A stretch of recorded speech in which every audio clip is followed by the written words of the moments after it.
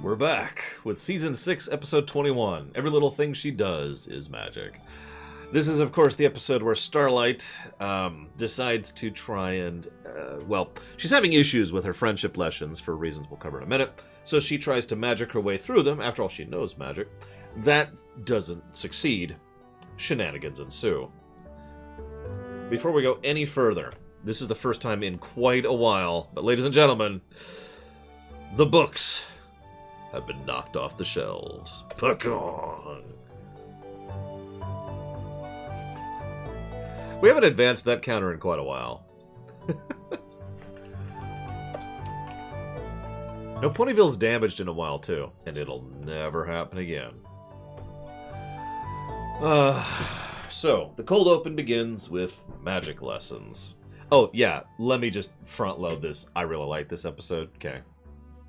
So, as we see, already pre-established and further reinforced, Starlight is quite good at remixing magic, keeping up with Twilight and all the spells that she casts, and being able to not only do decent stuff with advanced magic, but being able to take pre-existing spells and combine them, remixing them into something new, right?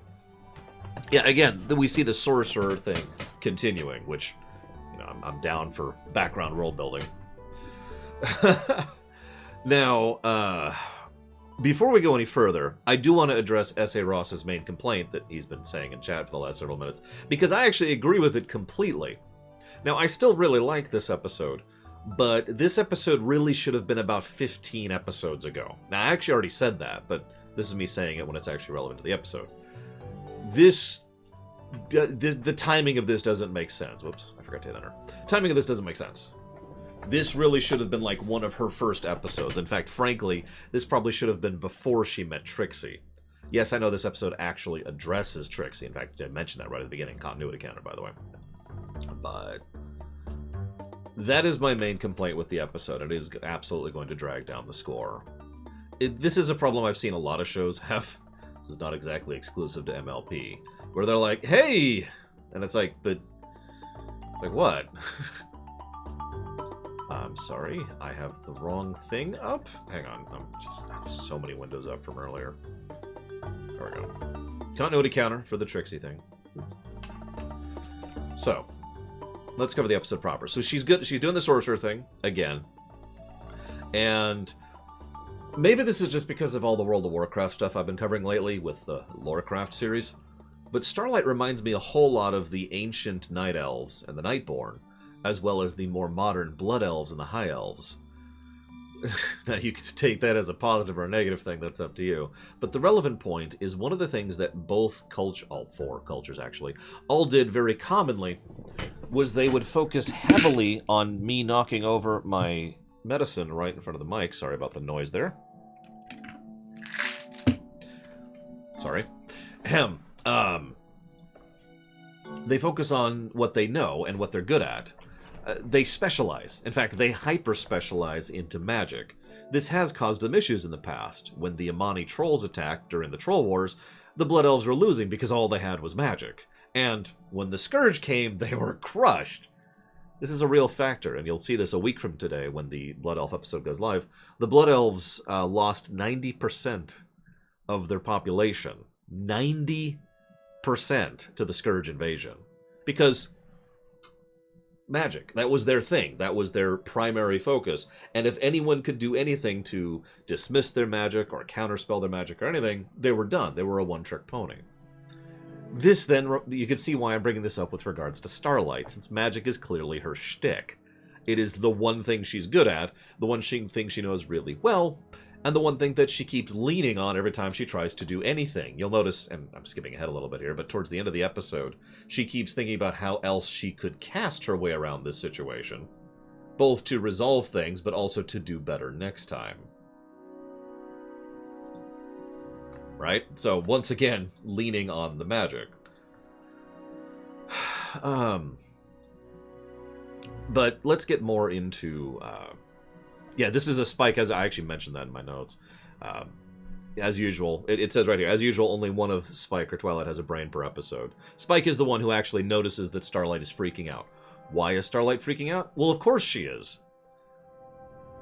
I don't know, maybe I'm just the weirdo here, but Starlight freaking out so hard here makes perfect sense. Allow me to explain it with a single sentence. I get A, I just don't get B. Now, you can replace these with whatever, right? But in this case, it's I get magic, I don't get friendship, or I get magic, I don't get people, if you prefer. But I bet approximately everyone on the face of the planet can understand and appreciate that particular sentence.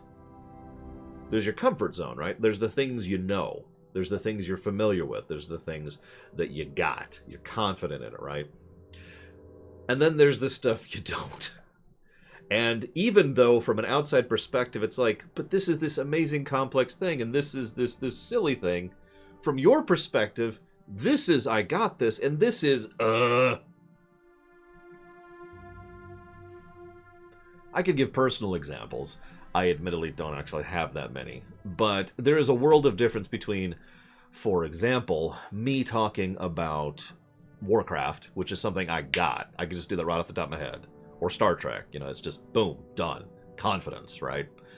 And then, all right, Laura, I want you to talk about insert this random anime. And I'm like, okay. Let me think about that for a minute. You know? Actually, I got a specific one for you, and you can make fun of me for this if you want. Baking. Now, I'm actually pretty good about cooking. I am legitimately confident in my cooking, and I'm a pretty damn good cook. I make some good food, and I can make good food with a lot of really cheap stuff, or really good stuff if I care to. But baking is different. And baking is just, it's over there. Oh, God. Like, it's gotten so bad, this is not a joke, that I found a baking recipe for peanut butter and jelly brownies. Yeah, exactly, I said, Ross. That's a good point. Peanut butter and jelly brownies. And it's a baking recipe, and I asked my sister to do it because I wasn't confident in being able to accomplish that appropriately myself. Now, you throw me a stew or a roast or ribs or potatoes or anything, whatever else, yeah, no, done. In fact, I'm going to make burgers later today. Not to brag, but my burgers are awesome. But if you ask me to make those brownies... And the funny thing is, I know baking, like logically, intellectually. It's chemistry, it's math. But cooking, and cooking is also chemistry, but for whatever reason, it's just a thing, you know? And that's my point. I'm probably more positive on this episode than I otherwise would be, because I actually relate to Starlight a lot on this one. And I imagine, framed properly, a lot of other people could understand that mentality. I got this, I don't. Right? Because that is the core crux of the whole episode. Now, there's another Aesop, which we'll cover in a minute. But that really is the core crux of the entire episode. Her total lack of familiarity with something and being afraid to do it. Later in the episode, she literally has... oh, shoot, I can't think what it's called. She's hyperventilating. She literally starts to hyperventilate towards the end of the episode because of how much she's freaking out about this. And wouldn't you know it, the first thing she does in that scene where she is actively having a panic attack is she falls back on what she knows, magic. And that's when she comes up with the idea to come up with the mind control spell.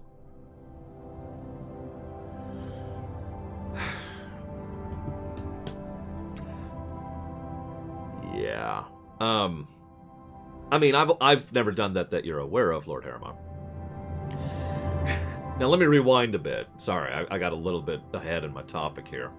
Rewind. So, Spike is the one who's observant, as usual. It's okay to say so. It's okay to say that it freaks you out. That's another tiny little tidbit. And that it's like Darth Tyron, right? Darth Tyron does not have the comfort with himself, with his own self-confidence, to be able to say, I'm uncomfortable with this. Now, no judgment. That's actually a very common human trait. We have a tendency to feel ashamed of things that we're wigged out about, right? Now, obviously, this is not universal, but this is a common trend for people to look at something and say, well, it's just baking. Or, you know, it's just working on the car. Or it's just doing soldering. This is another actual. It's just doing soldering on a on a laptop battery, right? It's all it is. And so you don't want to admit that it freaks you out. You don't want to own up to that. You don't want to state it. And so she's like, nah, I got this. I got this. I can do this. It's cool. I'm cool. By the way, thank you, Darth Tyron. I will put that towards Jedi Knight, as usual. Give me a moment. I'll jot that down real quick. Or JK. Now, I want to pause for a moment here. You know, I've talked about the, yeah, I think you missed the point. They literally say that line 3 times. I talked about the comfort zone. I talked about the magic thing. I have to pause. S.A. Ross got there before this, but the doodad placement of her room is actually excellent. I noticed 3 things right off the top of my head. First of all, there was an equal sign, which had a cancel out no image over it. The second thing was an image of who I presume to be Star Swirl the Bearded, because of course a magic geek like Starlight would be into that. I would be surprised if she actually borrowed it from Twilight. And there's also a shot of our town, which, you know, duh, that makes sense. But yeah, there was also... Have we done that episode yet? Kites, which will actually come up later, believe it or not. So, forward continuity. So she tends to be rather dominant. She brings over all the ponies. She freaks out. She brings over all the ponies, like, okay, let's do all the friendship lessons in one thing. And it'll all be great. Okay, real talk. This is when I really start to sympathize. So I've talked a lot over my career about being a good leader. One of the things that is a part of being a good leader is being a good manager. Arguably the most important talent for being a good manager is being a good organizer. Now, Starlight actually has legitimately decent leadership talents. We've talked about that before. But she is actually kind of terrible at organizing. And this really, really shows that, as she completely loses control of the extended conversation with all of the main 5 very, very quickly. Pretty much immediately, actually. Now, what's funny is she keeps trying to reassert domination verbally throughout the course of the conversation. Rather villainous, I might add. But you'll notice that, and I'll cover that in just a moment, you notice there's 2 things that keep consistently happening. First of all, she is obviously just focusing on the destination, not the journey. We'll cover that in a minute.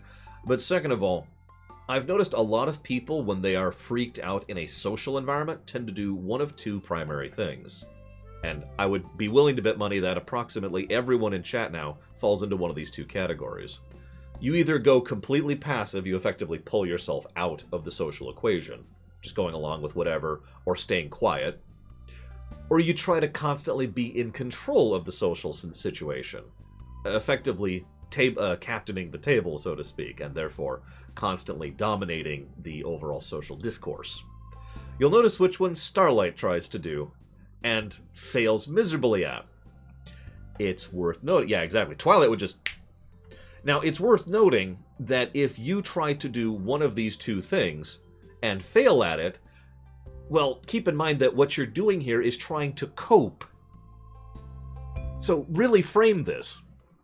Forgive me for going to the psychology here, but if you are trying to withdraw or take charge as a coping mechanism and it doesn't work, and it just falls apart, well, there's a reason that the very next scene is the one where she has her panic attack that I already referenced.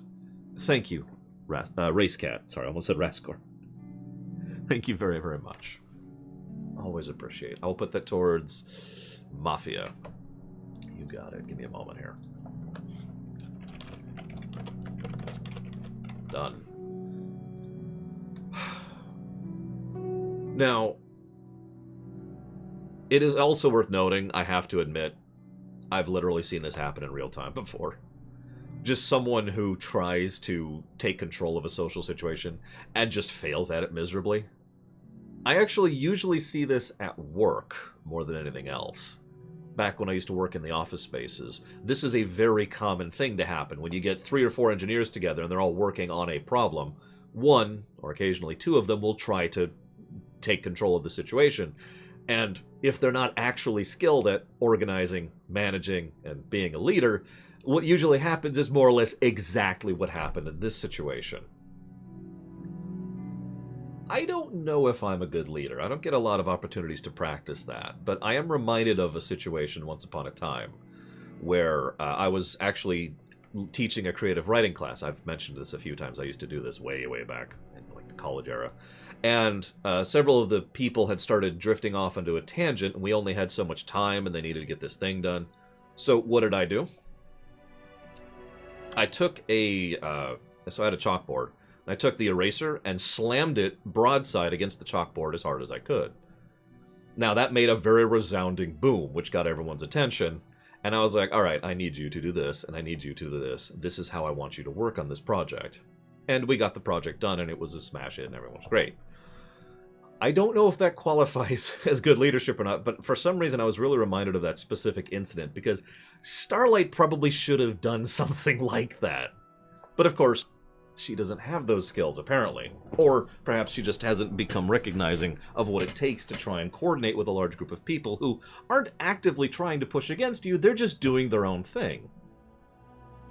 I mean, right? Hell, I've seen this happen online, where a conversation thread in a series of forum posts, or on Discord, or on IRC, and every single one of these things just descends into nonsense. I'm sure you've seen that happen. I've seen it happen a few hundred times in my internet career.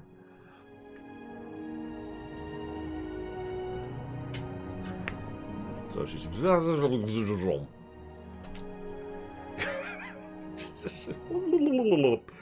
Now, she,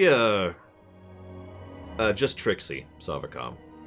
This is basically the third Starlight episode in the season, and as I've already complained about, that's the problem.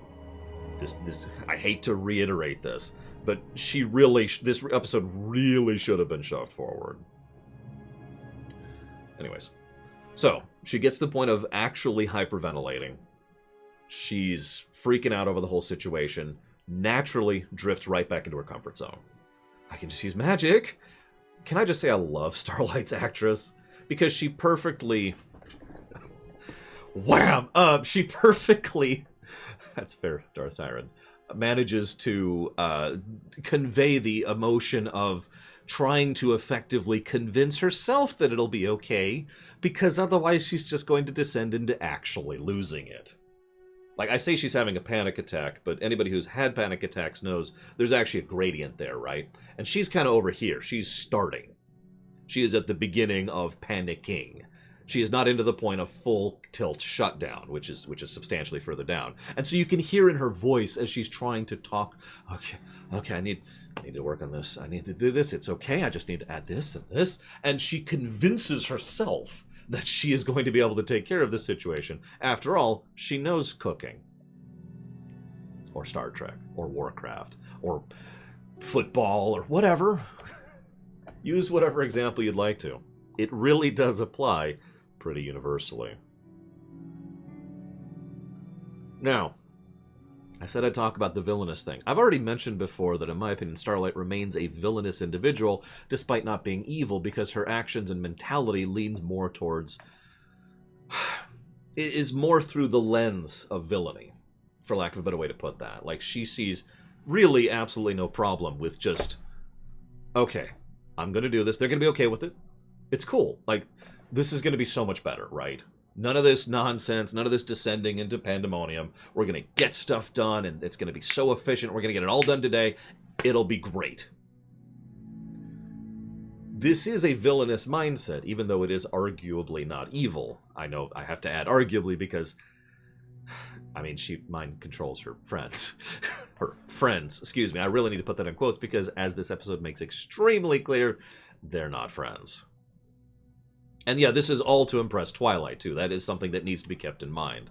Is that part of the thing here, part of the nugget of problem here, is that she's been doing so good and she's been such a great student to Twilight, who is someone who really actually matters to her. After all, Twilight is the one person who managed to reach out to and successfully connect with Starlight. And so Twilight is on a bit of a pedestal for Starlight, in addition to the parent-teacher problem. So she needs to do this. She needs to impress Twilight. She needs to show that she's got this.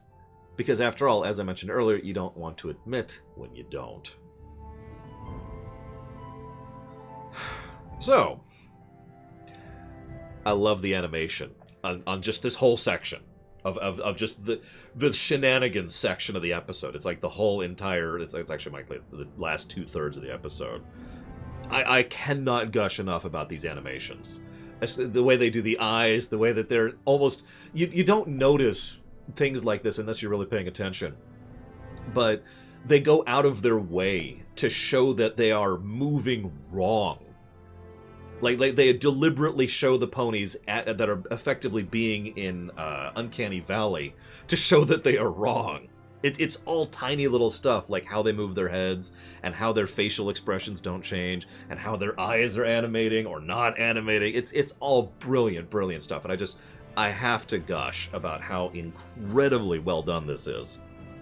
Now, Starlight, of course, sees nothing wrong with this. I'm actually going to come back to that point in a minute, but just remember that for a second.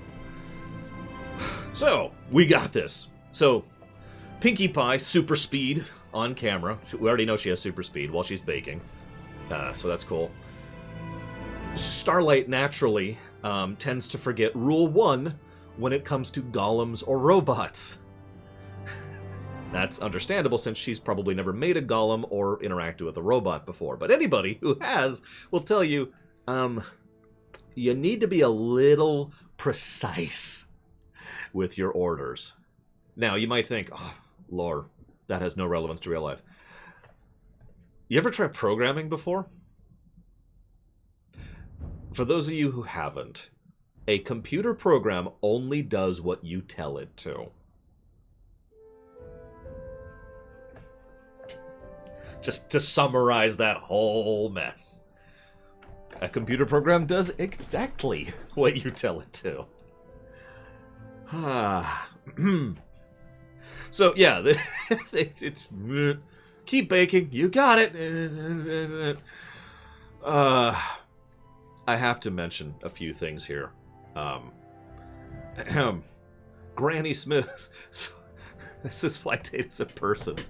I would actually agree with that, S.A. Ross, and it's also one of the reasons why, frankly, I don't think we're even on the bare bones of true AI sentience within real life. Frankly, I don't think we will get there in my lifetime, but that's neither here nor there. That's also assuming I don't live forever, which I probably will. So. What? We're getting there with medical tech. I mean, at the very least, my niece will probably get the chance to live forever. The tech will be there by the time she's there. So. The episode does something actually pretty smart. I want to give credit. Who's the writer? Michael Vogel, who's written a really wild spread of episodes, right? Like, he's been from red to blue to yellow. He's just all over the place, right? Credit to him on this. He does something very intelligently here. Granny Smith was looking for her favorite pie tin.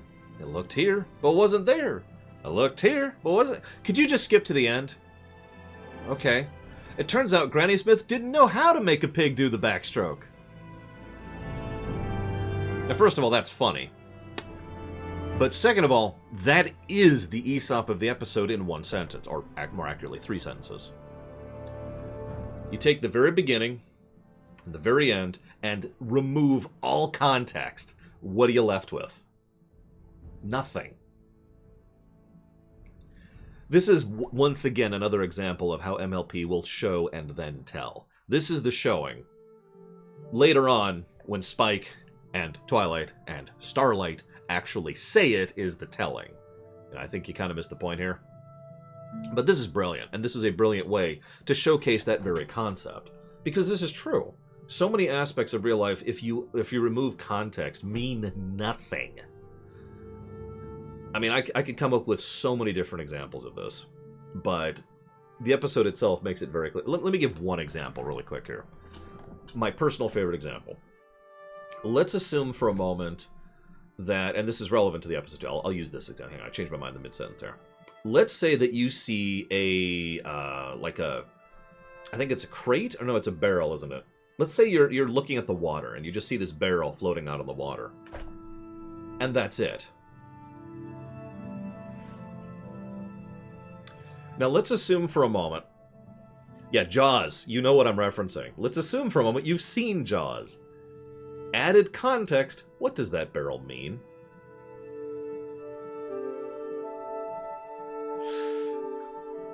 Context is king. Context is how so many aspects of life function. Absent context, absent relevance. And that's exactly what happens here with Starlight. Now, where did all the animals go? They ran away. Love the voice acting in this episode. Sorry, this is a good time as any to mention something my viewers have already pointed out.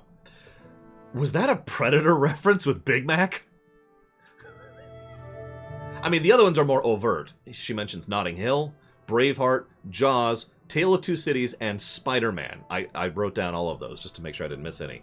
But the Predator one was what caught my attention, because I think I missed that the last time I saw this episode. I caught all the rest, but I was just like, wait, what?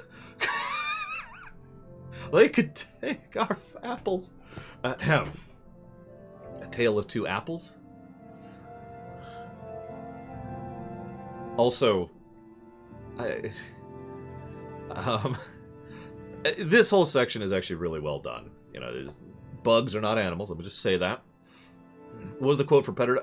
It's actually a picture, and you see Big Mac covered in mud, and he's like, Big Mac knew that if he hid in mud, the creature wouldn't see him, or something like that. I forget the exact wording on that one.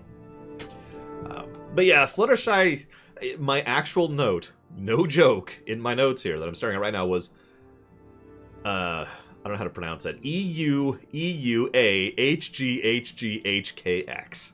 So, ugh, I think is how that's supposed to be pronounced. Once again, I've actually seen this kind of thing happen in real life as well. Something just snowballing completely out of control as someone actually thinks that they can deal with it, and they can't. This can't get any worse. And then Twilight comes back. You'll also notice, by the way, that what happens here is kind of, again, this is something I've seen happen in real time, in real life, in the office space, never mind in, like, other things. What Starlight keeps doing is continuing to not have wisdom, for lack of a better way to put it. High int, low whiz.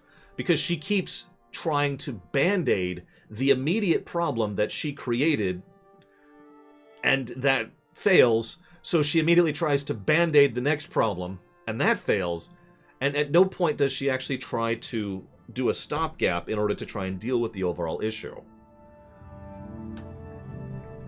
Now, that's actually a really complicated topic, which I don't want to get off on right now. What I do want to tell is my mother, Happy Mother's Day. Happy Mother's Day! Exclamation mark, exclamation mark. As an aside, comma, several of my viewers would also like to wish you Happy Mother's Day, period. I hope you are still enjoying the Scotch mallows, exclamation mark. Bingo, S.A. Ross. And a phone hug. But that's exactly right, because obviously you do need to bail the water out of the boat, but you need to plug the hole too. That's why I said this is actually a pretty complex topic that the episode kind of doesn't really address. That's why I'm not really going to address it here. But she is just, which I suppose makes sense, since she's effectively already been in panic mode and has never really recovered from that. So, Starlight wigs out because she got the spell wrong.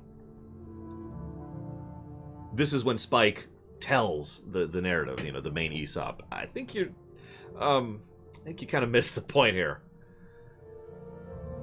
Twilight then says, and I quote, or no, I didn't write it down, I'm sorry. Twilight says you shouldn't mind to control your friends to do your bidding.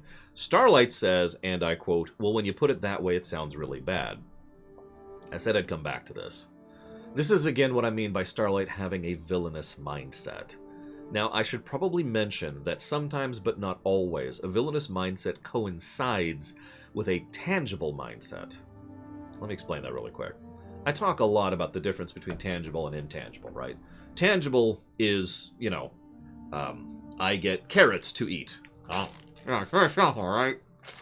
Intangible is I managed to make someone in chat smile today. I'm sure I've made at least someone smile today. That's an intangible, right? Both of those are benefits, both of those are good, but you can see the massive gulf between the two. People who tend to focus on tangibles over intangibles, or indeed don't even really comprehend intangibles that well, tend to lean more towards villainy. Now, that's obviously not an absolute, but it's because a villainous mindset is not necessarily an evil one. In many ways, a villainous mindset can be a practical one. Now, again, I've kind of got Warcraft on the brain because I've been working on the World of Lorecraft example, but allow me to use Illidan as an example of someone who is villainous without being evil. Illidan is trying to stop the Burning Legion from wiping out all reality. He is, by virtually every measure, a hero, but he is not a heroic person, because the ways he does it are fully tangible and practical, without regard. He's pragmatic to a fault. He, let's just be clear about this, enslaves people, tortures people, rips souls of the dead in order to power a spell. Gosh, I could give you, he employs demons, he is willing to kill whoever he has to, he blows up an entire planet, yeah. Forces a confrontation between people who aren't quite ready for it. Yeah, he does many things that are evil acts, but they're not done from an evil mindset, and they are done for heroic intent, but they are done from a villainous mindset. Do you understand why this thing? It's actually really rare, in my opinion, that we see someone who is villainous but heroic. And I'm not saying Starlight is there, because she's not, but she's definitely leaning in that direction in this case. Because it's really clear that Starlight doesn't get it. That she is mostly thinking, oh shoot, I screwed up. Not, this is the wrong line of thinking to begin with. And this is the kind of thing that she needs to learn. It is not until perspective is slammed into her face by Twilight and Rainbow, being the two big ones, that she recognizes the other side of things and says, okay, yeah, when you put it that way, it sounds really bad. Now, whether that's worthy of apology or worthy of dismissal or whatever, I mean, that's up to you. Yeah, I know how Rarity looks. Damn it! Tabitha St. Germain. But it is very interesting, and as weird as this may sound, I hope that she doesn't... So I know there's at least one episode after this where she still has this problem. I hope this problem doesn't go away like that, because it shouldn't. Starlight should have an arc of building herself out of this mindset. And I hope she continues it. I keep saying I hope because, remember, I've only seen to a certain point, and I can only remember one episode off the top of my head which readdresses this point after this. The Bottling Up Your Anger episode, if you're wondering.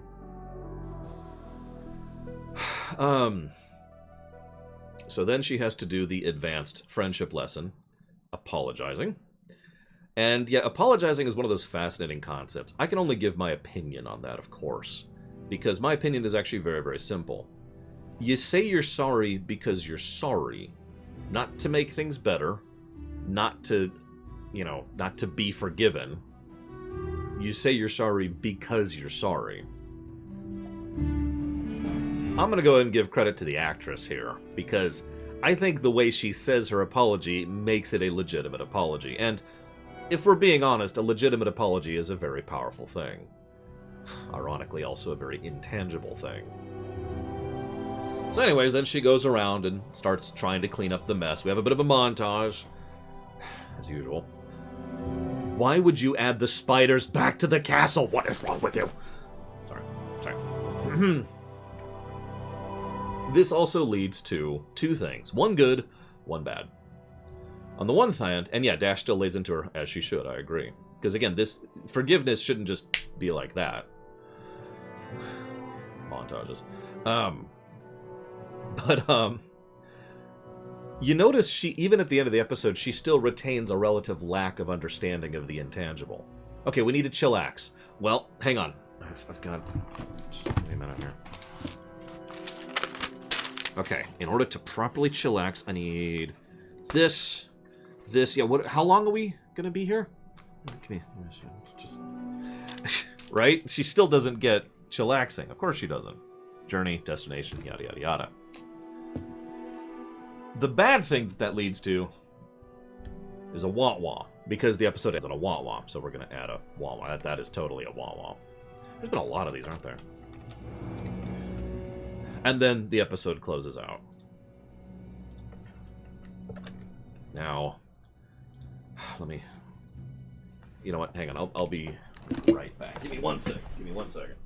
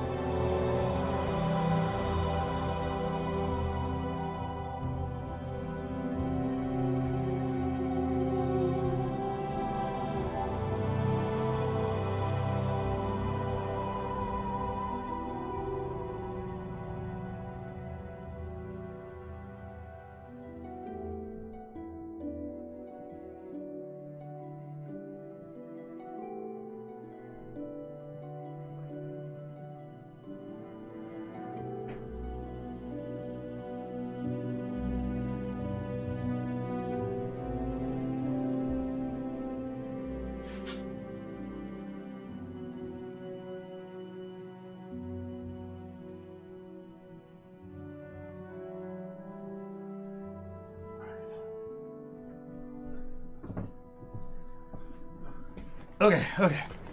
Sorry. I'm ready for you, S.A. Ross. I'm ready to challenge you. For the rating of this episode, let's do it. I'm ready.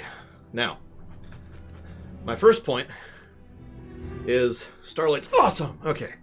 And also, these are nice gloves, too. I wish I could use them more. I need to buy a bag to really get back into this. So, rating. And yeah, we need to add at least one more continuity counter, which unlike a certain someone, I can't type with boxing gloves on my hands, so I'll have to figure that out in a minute. Of course I do, Mr. Red.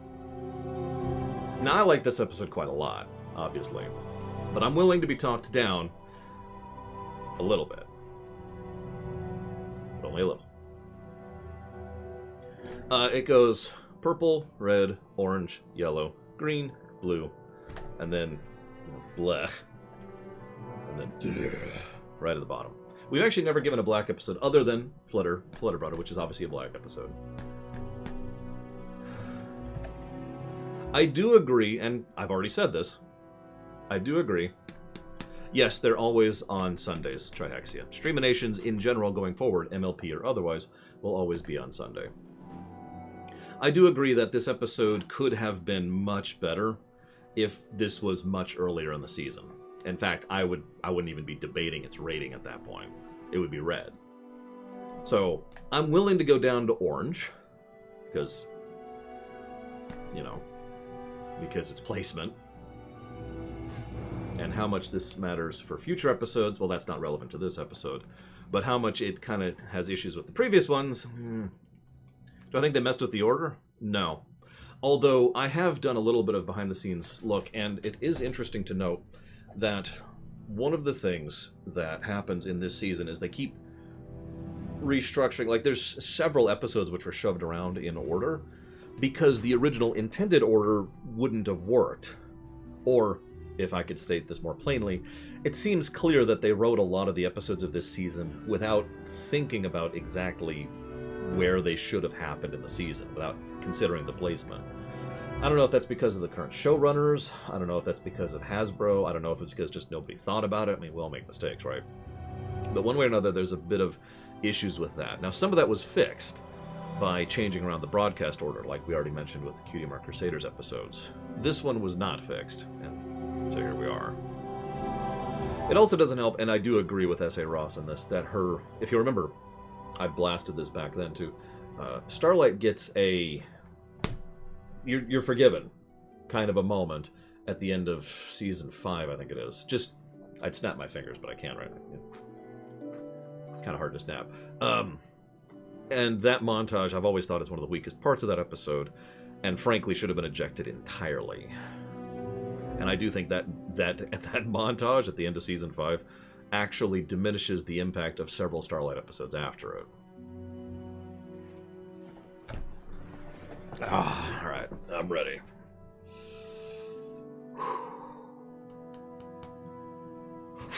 No, no. You want to see power. My hooks are terrible.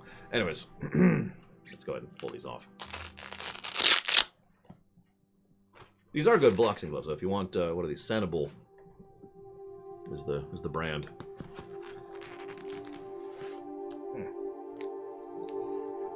Very carefully, Dream Whisperer. Unless that was a reference, in which case, lol.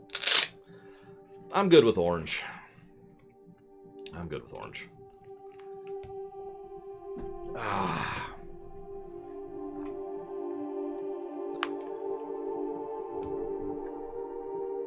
Oh yeah, Starlight isn't actually redeemed, in my opinion.